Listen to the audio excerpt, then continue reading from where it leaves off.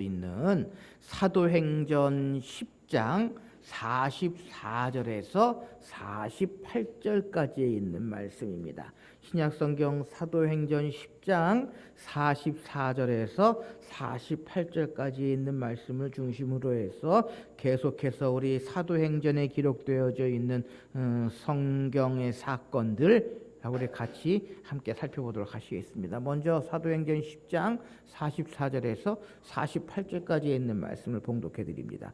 베드로가 이 말을 할 때 성령이 말씀 듣는 모든 사람에게 내려오시니 베드로와 함께 온 할례 받은 신자들이 이방인들에게도 성령 부어 주심으로 말미암아 놀라니 이는 방언을 말하며 하나님 높임을 들음이러라. 이에 베드로가 이르되 이 사람들이 우리와 함께 성령을 받았으니 누가 능히 물로 세례 베풀물 금하리요 하고 명하여 예수 그리스도 이름으로 세례를 베풀라 하니라. 그들이 베드로에게 며칠 더 머물기를 청하니라.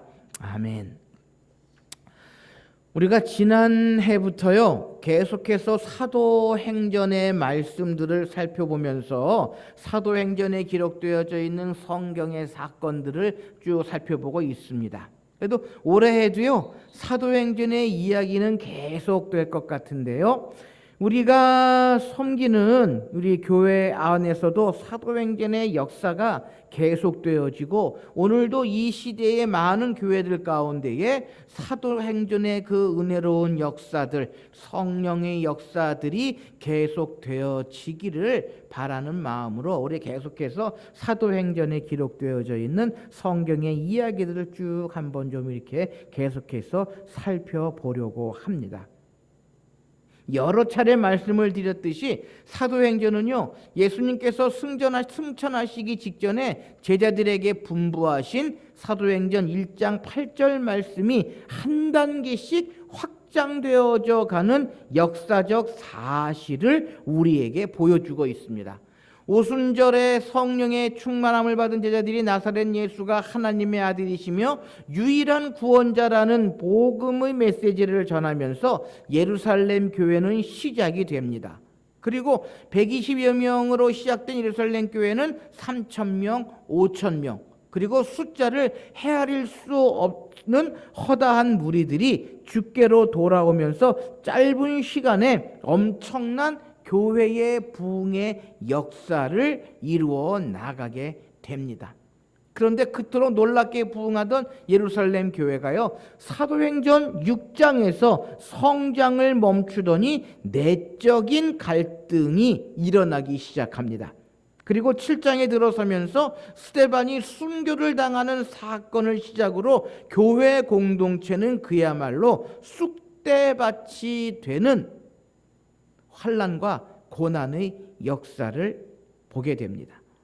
예수 그리스도의 도를 전한다는 것을 싫어했던 권력자들과 복도들에 의해서 박해로 교인들은요 유대와 사마리아와 모든 땅으로 뿔뿔이 흩어져야만 했습니다. 허다한 무리들로 넘쳐났던 예루살렘 교회는요 황폐화가 시작이 된 것입니다.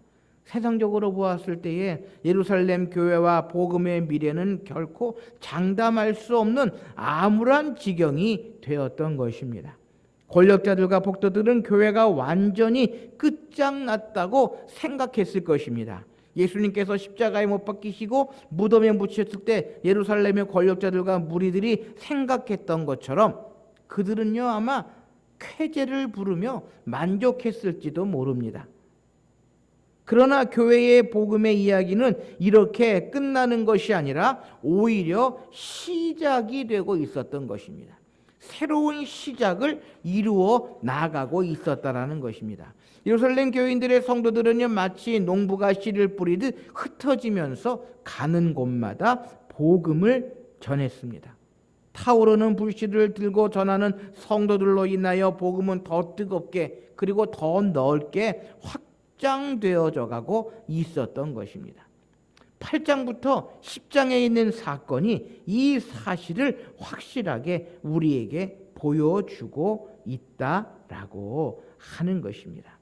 그래서 누가는 우리를 예루살렘에서 사마리아로 안내하고 그곳에서 개종한 사마리아인들과 에디오피아 내시인 구스인을 만나게 합니다. 그리고 지금은 요빠를 거쳐 이방인 로마의 군인과 만나도록 우리를 인도해 주고 있다라는 것입니다.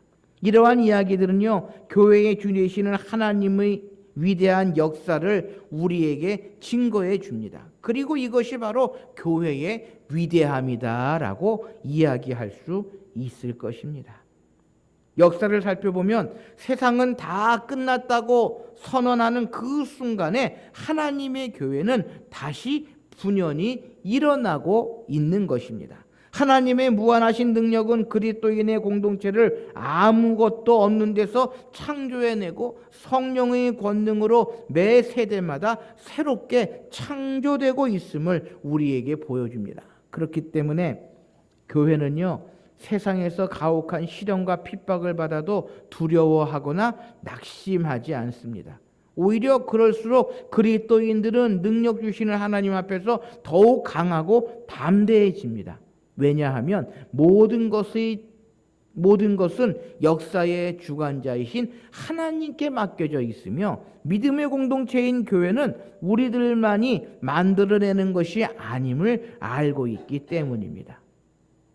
다시 말해 교회의 역사는요, 곧 하나님의 역사요, 그리스도인들의 삶은 곧 우리 주님의 역사이기 때문입니다. 살아계신 하나님은 지금도 교회와 그의 백성들을 위해 일하고 계십니다. 누가는 이러한 사실을 우리에게 계속해서 증거해 주고 있다라고 하는 것입니다. 사랑하는 성도 여러분, 오늘 이 시대의 교회들의 모습을 돌아볼 때에 환난과 핍박과 시련의 일들이 얼마나 많이 있는지 모릅니다.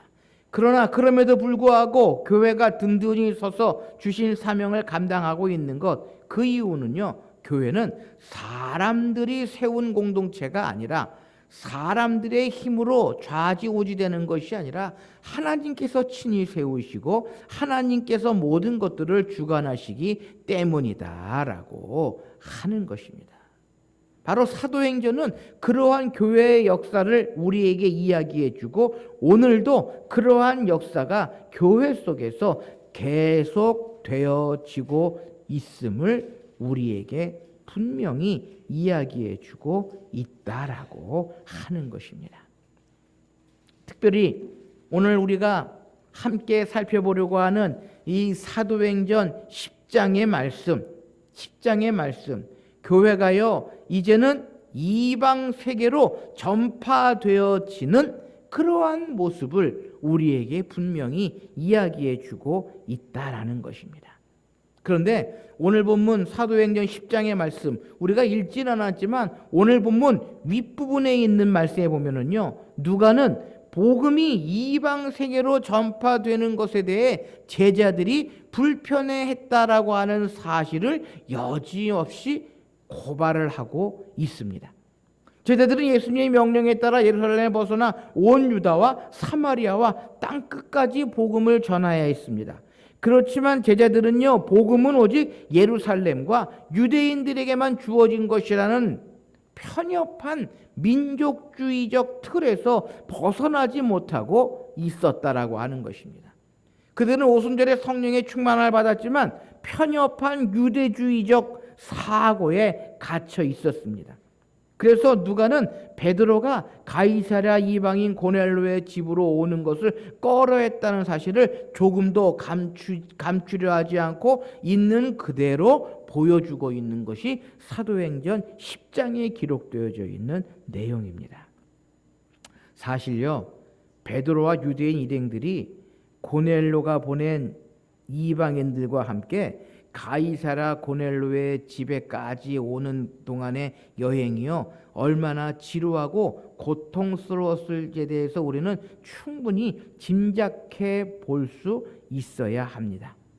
우리가 아는 것처럼 예수님 당시에 이방인들, 특별히 사마리아 사람들을 유대인들이 얼마나 멸시하고 경시했습니까?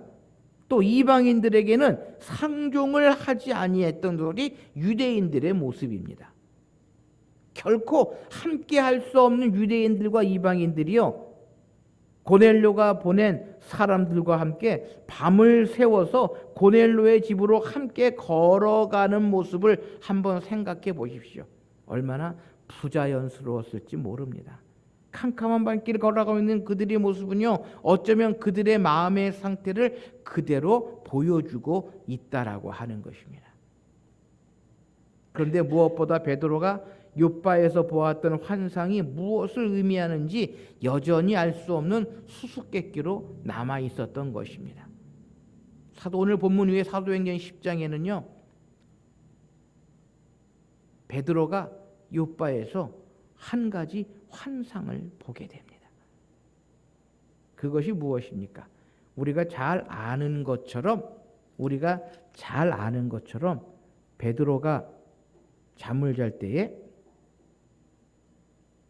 기도하려고 지붕 위에 올라가니 그 시간에 하늘에서 한 그릇이 내려오고 큰 보자기 같은 것이 그 속에 있고 그 안에 땅에 기는 각종 네 발 가진 짐승과 기는 것과 공중에 나는 것들이 다 있었는데 베드로야 일어나 잡아 먹으라 라고 하는 소리를 베드로가 듣게 됩니다.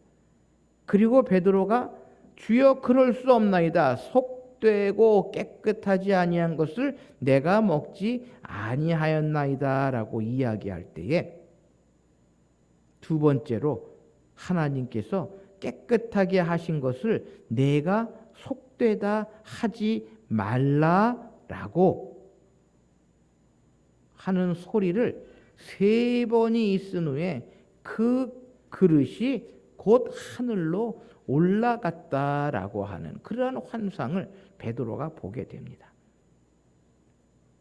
무슨 뜻입니까? 무슨 의미입니까? 하나님께서 깨끗하다 하신 것을 내가 왜 속되다 하느냐?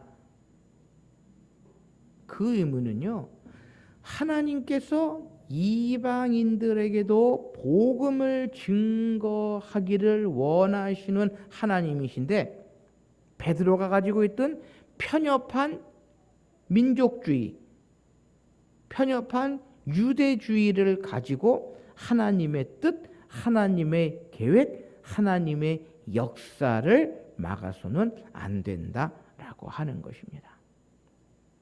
베드로는요, 고넬료의 집에, 고넬료의 가정에 가서 그것을 깨닫게 되었다라고 하는 것입니다. 그것을 어떻게 깨닫느냐? 무엇으로 깨달았느냐? 그것이 바로 오늘 본문 사도행전 10장 44절에서 48절까지 있는 말씀입니다. 마지못해 억지로 베드로가 고넬료의 집에 가서 설교합니다. 그리스도의 복음을 증거합니다.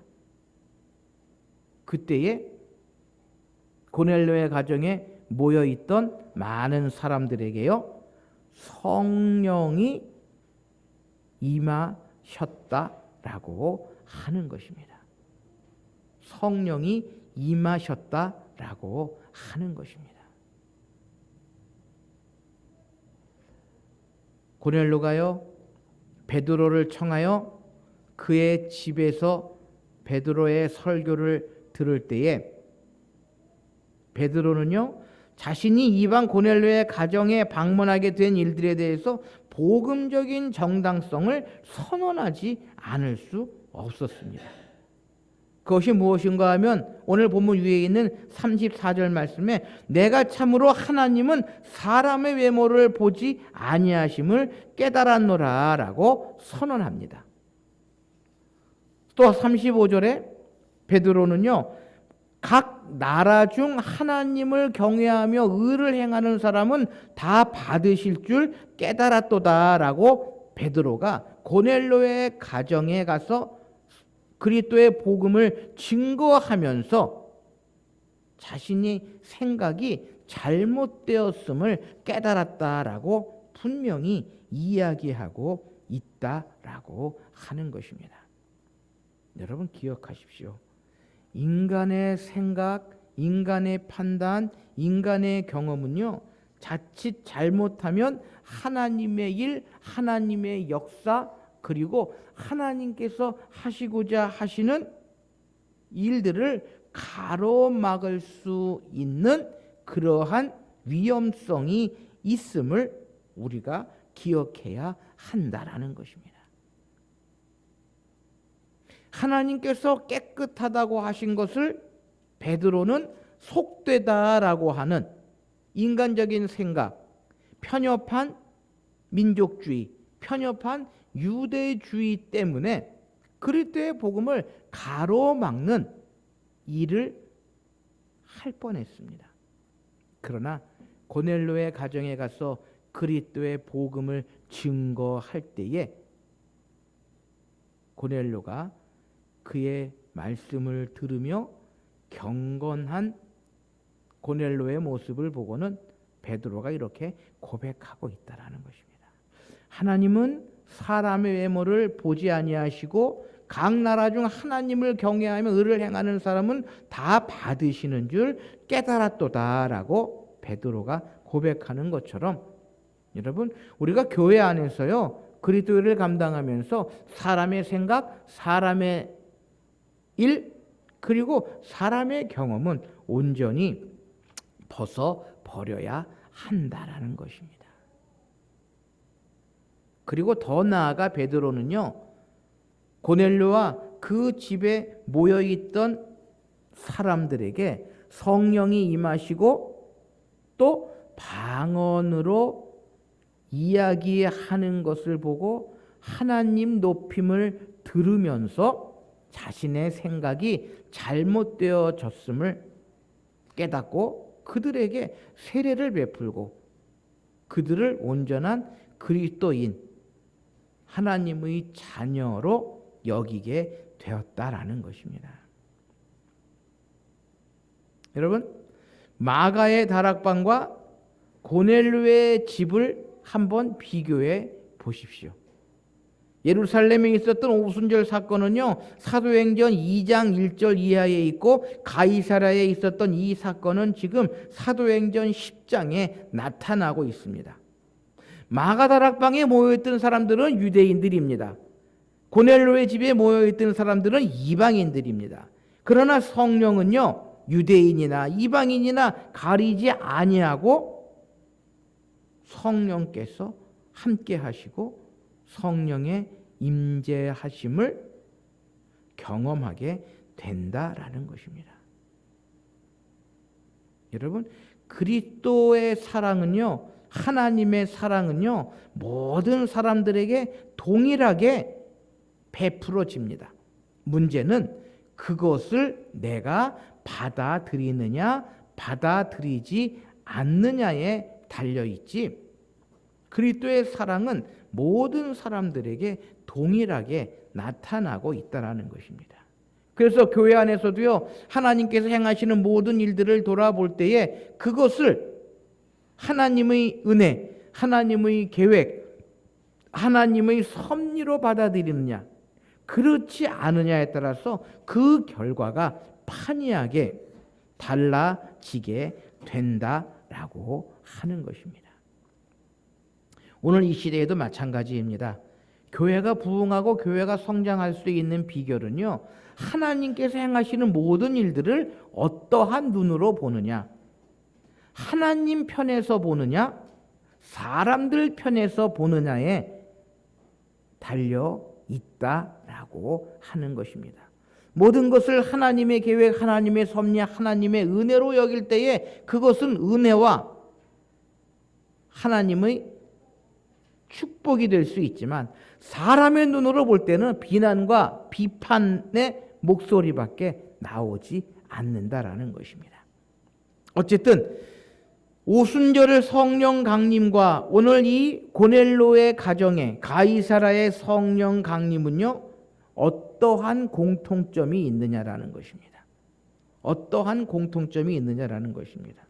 첫째로 이들은요, 모여 있었다라는 것입니다. 오늘 보면 44절 말씀에 보면 베드로가 이 말할 때 성령이 말씀 듣는 모든 사람에게 내려오시니라고 이야기를 합니다. 앞서서 24절 말씀에 보면은요, 이튿날 가이사에 들어가니 고넬료가 그의 친척과 가까운 친구들을 모아 기다리더니라고 기록을 하고 있습니다. 그러니까 사람들이 모여서 고넬료가 자기의 친척과 가까운 사람들을 다 모아놓고 베드로를 간절히 기다리고 있었다라는 것입니다. 여러분, 그리고 예루살렘에 대한 오순절 성령 강림 사건을 다루고 있는 사도행전 2장 1절 말씀에 보면은요, 그들이 다 같이 한 곳에 모여 있더니라고 기록하고 있습니다. 가이사라 고넬료의 집과 예루살렘 마가의 다락방에서 성령 강림사건에 대한 공통적인 것은요, 모두가 모여 있었다라는 것입니다. 그렇습니다. 모여 있는 것이 중요합니다. 개인에게 일어난 개인적인 사건이 아닙니다. 누구 한 사람의 골방에 체험한 식의 이야기가 아닙니다. 이것이 바로 교회론적인 의미다라는 것을 우리가 잊지 말아야 한다라는 것입니다. 여러분, 기독교는요, 독특한 의미를 가지고 있습니다. 여느 종교처럼 혼자서 산에 올라가 이른바 입산 수도했다는 이야기가 아니다라는 것입니다. 공동체적인 의미가 있고요, 여기에 교회론적 의미가 있다라는 것입니다. 기독교의 신앙은 함께 모일 때에, 함께 할 때에 나타난다라고 하는 것입니다. 때문에 교회에 있어서 바른 신앙을 가지고 있는 사람은요, 성숙하고 바른 그리스도인들이다라는 것입니다. 교회 안에요, 무교회주의자들이 생기게 됩니다. 특별히 이 코로나 시대를 지나고 나서 무교회주의자들이 많아진다라는 것입니다. 그저 혼자 집에 앉아서 TV로 예배를 드린다든지, 또 혼자서 모바일로 예배를 드리는, 교회에 안 가도 예배를 드리고 신앙생활 하겠다라고 하는 사람들이 많아집니다.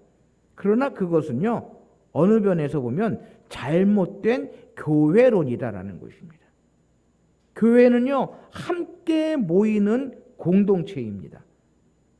교회는 모여야 하는 그러한 공동체다라고 하는 것입니다.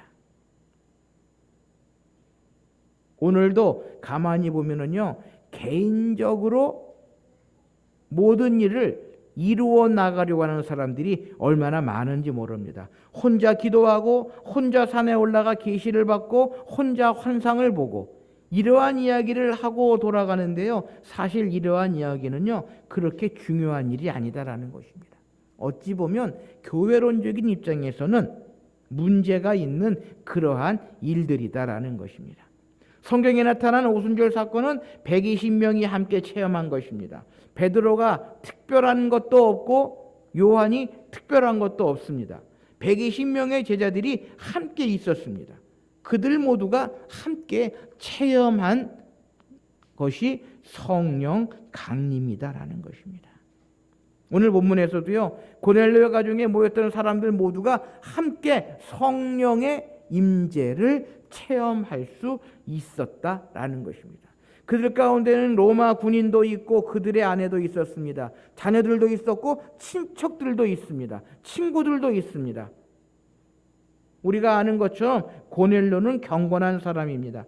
그러나 그 집안 식구와 친구들이 다 고넬료와 같이 경건했다고 볼 수는 없습니다.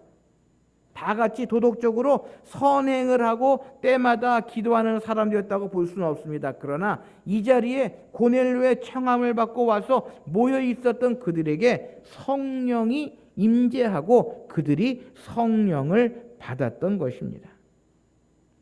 여러분, 우리가 교회 안에 모여 있을 때에 우리는요, 성령의 인도하심 그리고 성령의 역사를 경험할 수 있다라고 하는 것입니다.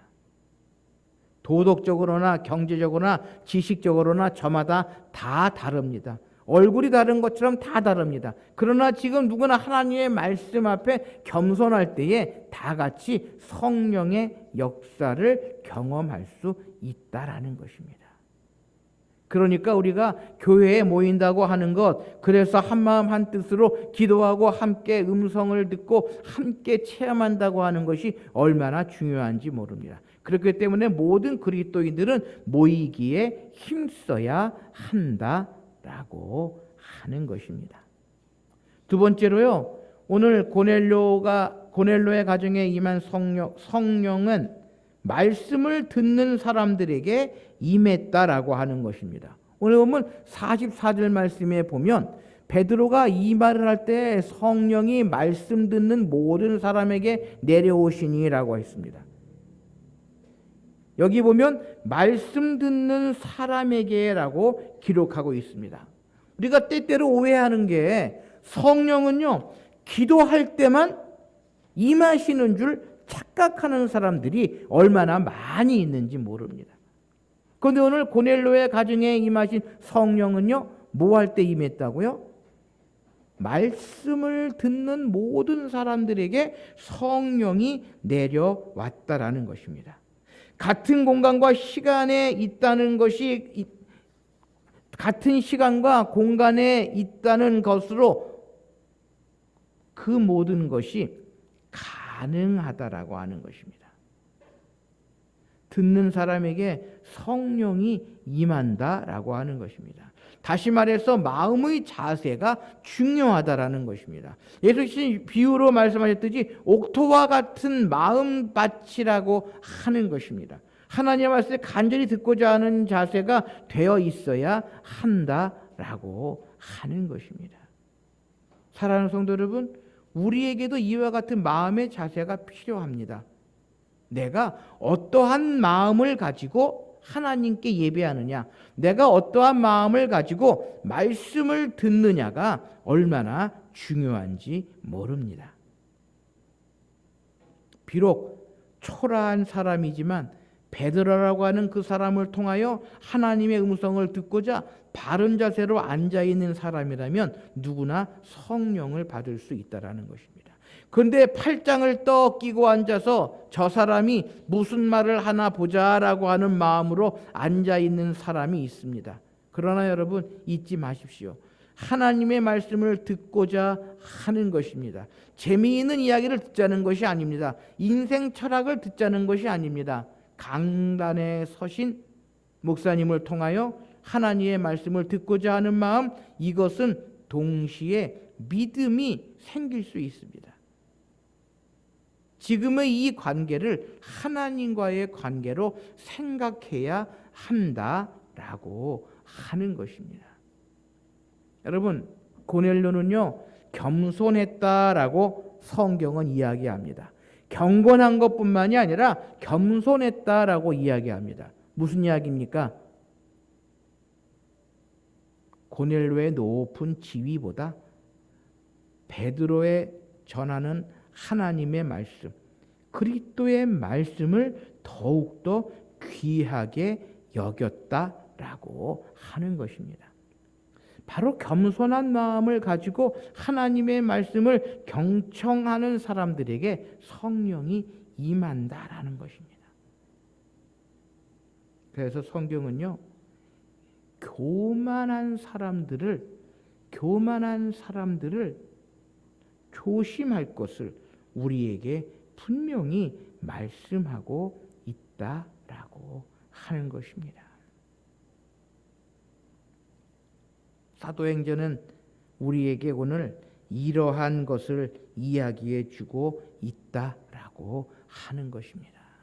베드로가 가지고 있었던 편견, 차별, 이 벽이 무너지고 함께 모여서 하나님의 말씀을 듣는 믿음의 사람, 신앙의 사람들에게 하나님께서는 성령을 부어주시고 하나님의 역사를 이루어 나가신다라고 하는 것입니다.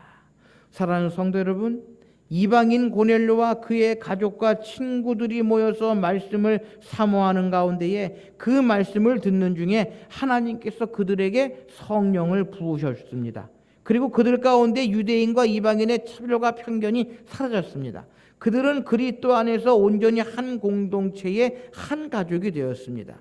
그렇습니다. 오늘 우리도 모이기를 힘쓰는 가운데 하나님의 말씀을 사모할 수 있어야 합니다. 그리고 우리가 드리는 이 예배 가운데 하나님께서 성령을 물 붓듯이 부어주시고 우리 가운데 있는 편견과 차별의 벽들이 무너지고 이 땅에 하나님의 나라를 든든히 세울 수 있는 이 시대의 교회와 성도들이 되어야 한다라고 하는 것입니다.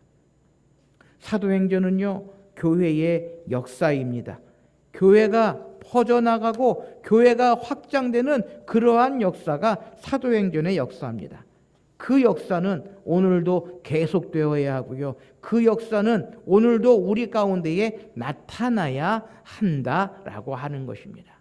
바로 그것이 고넬료의 가정에 임하신 성령 하나님의 모습이고 오늘 이 시대에 우리를 인도하시는 성령 하나님이심을 기억하시면서 날마다 우리도 말씀을 듣는 모든 사람들에게 부어주셨던 성령 하나님께서 우리의 삶 속에 함께 할 수 있도록 기도하시는 저와 여러분들이 되실 수 있으시기를 바랍니다. 기도하시겠습니다.